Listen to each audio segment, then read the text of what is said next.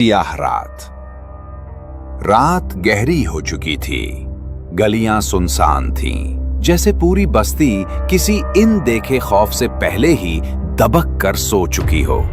खामोशी इतनी गहरी थी कि अपने ही कदमों की चाप दिल पर हथौड़े की तरह लग रही थी।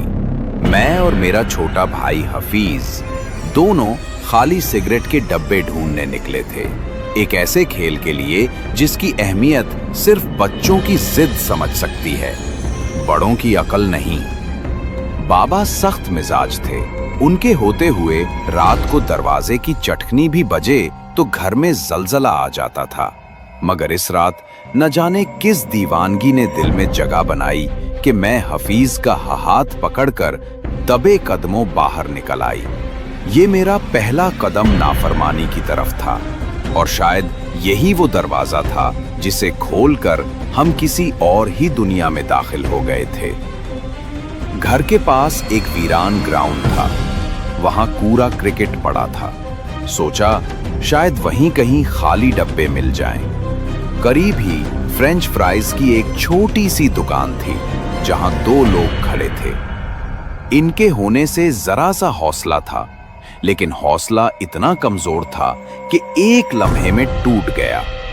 अचानक मेरे कान के बिल्कुल करीब किसी औरत की ऐसी जोरदार चीखती हुई आवाज उभरी कि जैसे मेरे कान के पर्दे फट जाएं।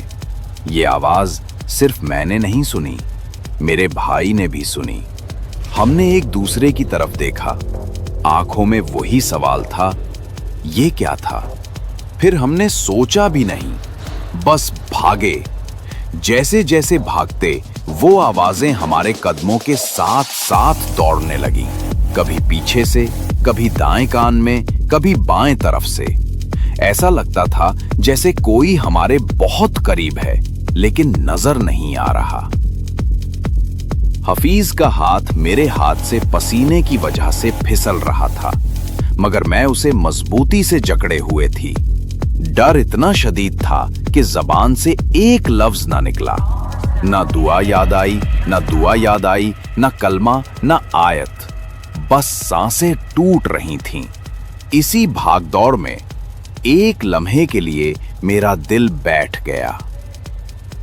आवाज अब हमारे बिल्कुल पीछे थी, जैसे कोई सांस लेकर तान के पास कह रहा हो, रुक जा। और तब सामने से एक साया नमूदार हुआ। पहले लगा कोई और मखलूक है, मगर अगले ही लम्हे पहचान लिया, हमारा बड़ा भाई। बस वो रुकना था कि सारी आवाजें यकदम खामोश हो गईं, जैसे किसी ने पूरे माहौल पर म्यूट बटन दबा दिया हो। ना कोई सरसराहट, ना कोई कदमों की चाप, सिर्फ भाई की आवाज, तुम दोनों रात को बाहर क्या कर रहे हो? मेरे होंठ कपकपा रहे थे। हफीज की आंखों में आंसू थे। जैसे ही हमने सारा वाकया बताया, भाई ने गुस्से से डांटा, मगर उनकी आवाज में खौफ छुपा हुआ था। उन्होंने कहा, बाबा ने मुझे भेजा था तुम्हें ढूंढने। अगर मैं वक्त पर ना आता तो? इस लम्हे मुझे लगा जैसे अल्लाह ने हमें भाई की सूरत में भेजा था। अगर वो ना आते तो शायद हम कभी घर वापस ना पहुंचते। आज भी जब वो चीखती हुई आवाज याद आती है ना, तो जिस्म कांप जाता है। लोग कहते हैं जिन, चड़ैल ये सब कहानियां हैं, शायद, लेकिन मैंने सीखा है कि जिन्नात से ज्यादा खौफनाक चीज नाफरमानी है, क्योंकि जिन से तो अल्लाह बचा लेता है, मगर माँ बाप की बात ना मानकर जो कदम उठाया जाए वो अक्सर किसी खतरे की तरफ ले जाते हैं। तो इसलिए रात देर से ना भेजा करे, क्योंकि रात के बाद सिर्फ अंधेरा नहीं जागता, कुछ अनदेखे भी जाग उठते हैं। वीडियो पसंद आए तो लाइक करें, सब्सक्राइब करें, शेयर करना ना भूलें।